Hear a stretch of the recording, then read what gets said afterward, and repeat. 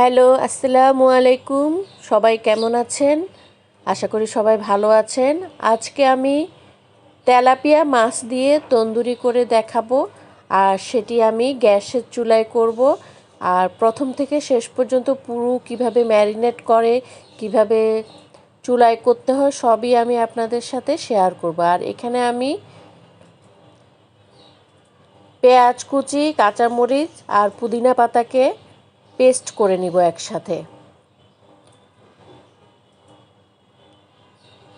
তো আস্তে আস্তে আমি একে একে সব মশলাই এর মধ্যে দিয়ে মাখাবো। প্রথমে আমি এখানে রসুন বাটা দিচ্ছি, দু পিঠেই দিতে হবে। প্রথম পিঠে দিয়ে এরপরে আমি আবার অপর পিঠটা উল্টিয়ে নিব। সেমভাবে অপর পিঠেও আমি রসুন বাটা দিব। তো আপনাদের থেকে আশা করি সবার থেকেই ভালো লাগবে। আর এটি আপনারা রুটি দিয়ে খেতে পারেন, সালাদ দিয়ে খেতে পারেন, ভাত দিয়েও খেতে পারেন। সব কিছুর সাথে এই মাছটি খাওয়া যেতে পারে। আর আপনারাও বাসায় ট্রাই করে দেখবেন, এভাবে করে দেখবেন অনেক মজা হয়েছে। আর এতে কোনো কয়লা দিয়ে করার কোনো ঝামেলা নেই, ছাদে যেতে হবে না, বাসায় আপনারা তৈরি করে ফেলতে পারবেন। এখানে আমি লেবুর রসটা দিচ্ছি। লেবুর রসটা দিলে মাছের যে একটা গন্ধ থাকে সেটি আর থাকবে না। তো আমি দুইটা লেবুকে ফালি করে দিয়েছি, এপিট ওপিট করে ভালো করে আমি এটিকে মেখে নিলাম। এরপরে আমি লবণ দিলাম, আর আমি সব কিছুই পরিমাণ মতো দিচ্ছি। আর এমন একটি ট্রে নিতে হবে, সেখানে যে যাই আমি মশলা দিব সেই ট্রের মধ্যেই থাকবে। আর ওটি আবার মাছের গায়ে যখন মাছটাকে চুলায় দিব তখন আবার সেটি আমি দিতে থাকবো। তো এখানে আমি দই দিলাম, টক দই।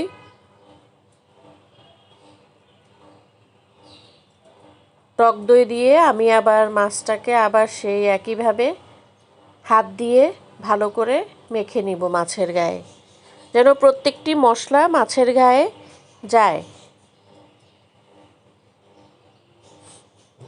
এখন আমি যেই পেস্টটা করেছি পুদিনা পাতা, পেঁয়াজ আর কাঁচামরিচ, সেই পেস্টটাকে আমি মাছের মধ্যে মেখে নিলাম। একইভাবে আমি অপর পিঠেও করছি।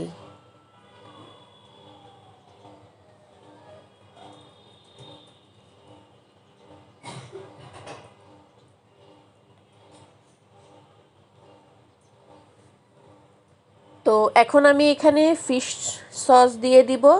আর এটি যদি আপনাদের কাছে না থাকে, না দিলেও কোনো সমস্যা নেই।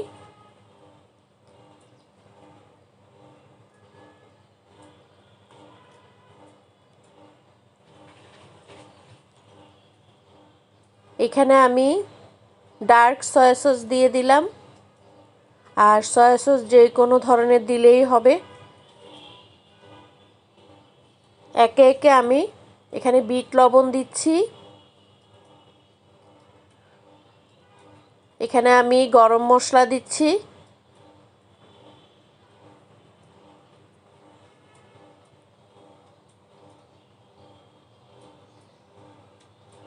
এবার আমি এখানে তন্দুরি মশলা দিয়ে দিব। আর এই তন্দুরি মশলাটা আপনারা বাসায়ও করতে পারেন।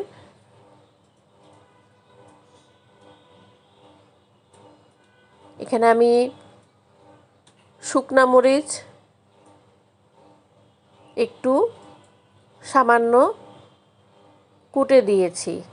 চুলার মধ্যে সেই মরিচটাকে প্রথমে হালকা একটু টেলে নিয়ে তারপরে গুঁড়া করে দিতে হবে। আর এখন আমি মরিচ গুঁড়া দিচ্ছি, হলুদ গুঁড়া দিচ্ছি। হলুদ আর মরিচ গুঁড়া একসাথে দিলে মাছের কালারটা খুব সুন্দর আসে। এখন আমি জিরা ধনে গুঁড়া দিয়ে দিচ্ছি। আর এখানে মাছটাকে যত বেশি ৩-৪ ঘন্টা ম্যারিনেট করে রাখলে মাছটার স্বাদ আরও বেশি বেড়ে যায়। আর যদি সময় কম থাকে তাহলে সাথে সাথেও আপনারা এটিকে চুলায় দিতে পারেন।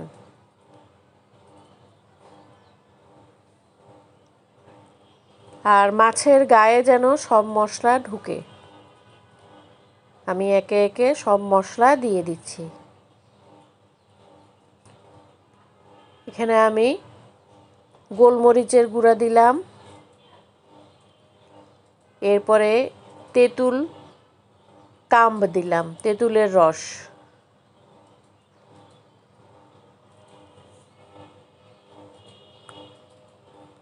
এইভাবে আপনারা অন্য মাছ দিয়েও তন্দুরি করতে পারেন। এখন আমি সস দিয়ে দিলাম।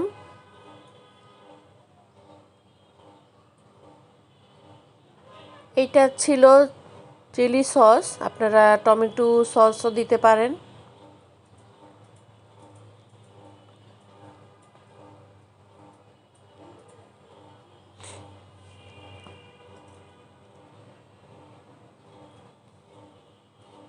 আর এখানে আমি সরিষার তেল দিয়েছি।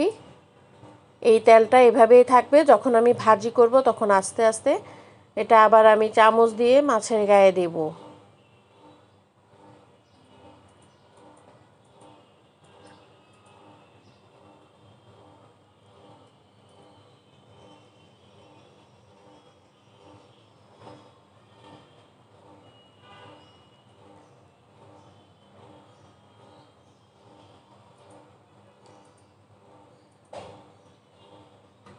তো আমার মাছটাকে এখন আমি আমি 4 ঘন্টা 5 ঘন্টার মতো এটাকে ম্যারিনেট করেছি। তো আমি একটা বড় তাওয়া নিলাম, ননস্টিক তাওয়া, নর্মাল কড়াই হলেও হবে।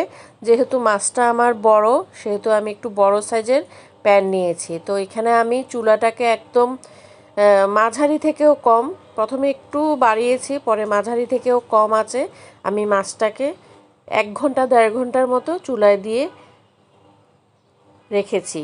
আর সাইডের যেই মশলাটা সেটাও আমি দিয়ে দিয়েছি, একটু একটু করে আমি চামচ দিয়ে এটি আবার মাছের গায়ে লাগিয়ে নিয়েছি। তো এইভাবে করে আপনারা অবশ্যই বাসায় ট্রাই করে দেখবেন, আর খুবই মজাও হয় আর সবাই খুবই পছন্দ করবে।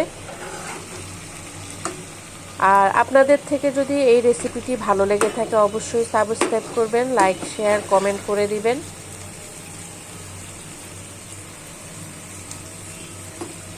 দেখেন মাছটা কিন্তু কোনো দিক দিয়ে ভাঙেও নি, খুব সুন্দর হয়েছে, একদম পুরা গোটা। আর এইভাবে আপনারা ট্রাই করে দেখবেন। দেখেন আমার মাছ রেডি হয়ে গেছে। আল্লাহ হাফেজ।